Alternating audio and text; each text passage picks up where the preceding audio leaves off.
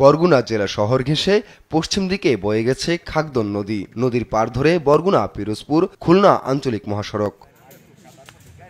সম্প্রতি সড়কের পাশে থাকা একটি চালতা গাছ আকস্মিকভাবে চলে গেছে নদীর মাঝখানে, যা নিয়ে স্থানীয়দের মাঝে দেখা দিয়েছে কৌতূহল। অনেকেরই ধারণা এটি একটি অলৌকিক ঘটনা। ওই জায়গায় লাইট মারছি পর এবার খুলতে খুলতে যায় দপ্পর দপ্পর হরি। আমার এমন ভয় লাগছে যাতে আমার নৌকাতে কল না থাকতে আমার মনে হয় মারি হেলাইতো জায়গায়।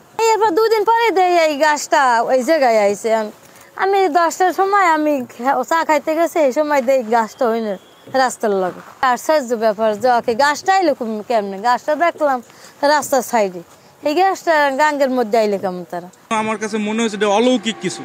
এর জন্য দেখার জন্য অনেক দূর থেকেই আমি আসছি, আসে দেখি যে এই পারে ছিল গাছ কিন্তু এখন পারে না। তবে সচেতন নাগরিকরা বলছেন এটি নদী ভাঙনের সংকেত। তাদের আশঙ্কা যে কোনো সময় ভাঙনের কবলে পড়ে বিলীন হতে পারে সড়কটি।